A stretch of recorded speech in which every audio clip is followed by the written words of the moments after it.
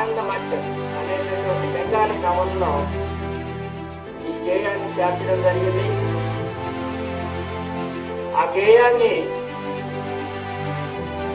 రవీంద్రనాథ్ ఠాగూర్ మొదటిసారిగా కాంగ్రెస్ సమావేశాల్లో పాడడం, అది అక్కడి నుంచి ఒక్కొక్క గ్రామానికి, అదేవిధంగా జిల్లాకి, అదేవిధంగా రాష్ట్రానికి, అదేవిధంగా దేశానికి మొత్తానికి పాకి మనము తెల్లవాళ్ళ చేతిలో వివిధ రకాలుగా హింసించబడుతున్నటువంటి సమయంలో ఒక ఆయుధంగా భారతదేశం మొత్తం మారు పొందినటువంటి వందే మాతరం.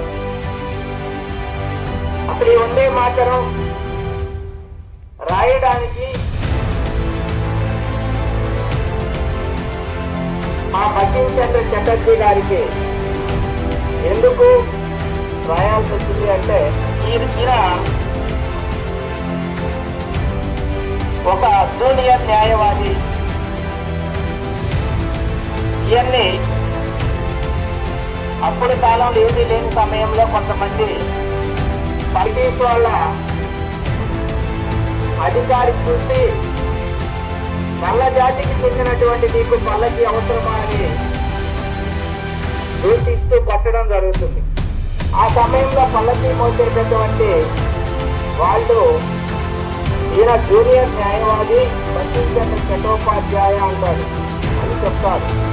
అయితే ఏమైనా అన్నారు, బంకిం చంద్ర చటోపాధ్యాయ నన్ను కొట్టిన దానికి 2 ఇంతలు, దీనికి 2 ఇంతలు నువ్వు బాధపడాల్సి వస్తుంది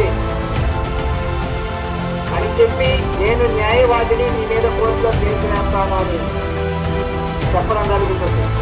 ఆ మాట ఎప్పుడైతే అంటాడో అప్పుడు ఆ బ్రిటిష్ అధికారి దంచి చిన్నగా మనసులో సారీ అనేటటువంటి పదాన్ని చెప్తాడు. దానికి సంతృప్తి చెందని బంకిం చంద్ర చటర్జీ కోర్టులో కేసు వేస్తాడు.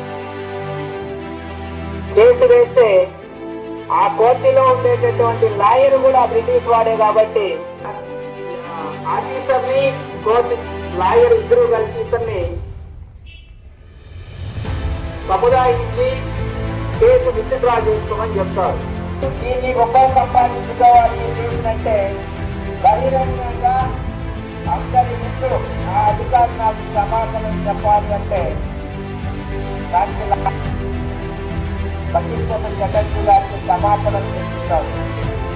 అప్పటికే ఇసుక వేసారిని మనం బ్రిటిష్ వాళ్ళు చూసి అప్పుడు పుట్టినటువంటి ఆలోచనే ఆ అణిచివేతకు వచ్చినటువంటి అతని మనసులో వచ్చినటువంటి బాగా అద్భుతం అన్నింటికి వందే మాతరం. కాబట్టి ఢిల్లీ మంత్రి స్వతంత్రాన్ని సంపాదించేంత వరకు భారతీయుల అందరి మనస్సులో ఒక నినాదమై బ్రిటిష్ వారికి తరిమి కొట్టేంత వరకు కూడా అది మన ఈ దేశాన్ని ప్రతి రోజు ప్రతి స్కూల్లో సాధించనేటటువంటి మన నాయకుడు ఈ వందే మాతరాన్ని అందరి ముందు వచ్చడం జరిగింది. కాబట్టి ప్రతి ఒక్కరూ కూడా ఈరోజు ఈ వందే మాతరం చేయాలి. చాలా పెద్దగా మాది ఆ రాసినటువంటి వాళ్ళకి మన భారతదేశానికి వందే మాతరం అంటే దేశం అనే కలిసి వాళ్ళం దేశాన్ని గట్టిగా అభివర్తించడం జరిగింది.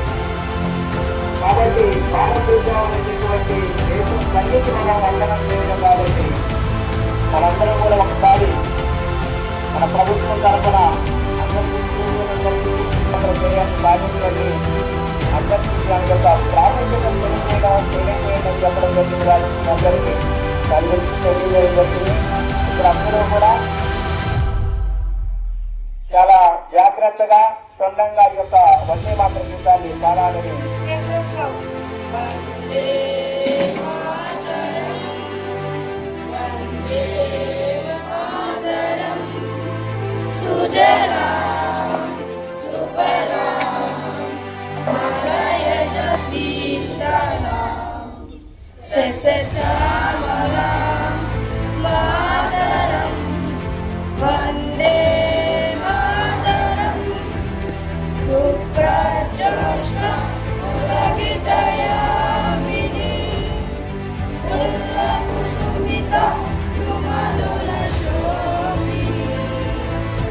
సువాసిని సుమధుర భాషిణి సుగదాం వరదాం మాతరం Vande Mataram Vande Mataram.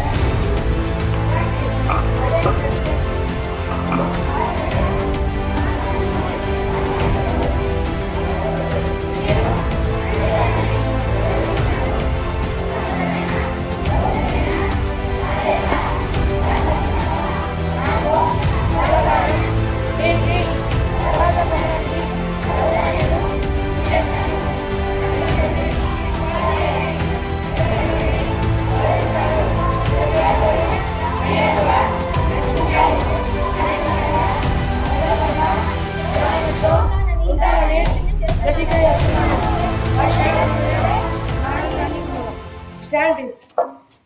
Attention, sing our national anthem. Jai Ram.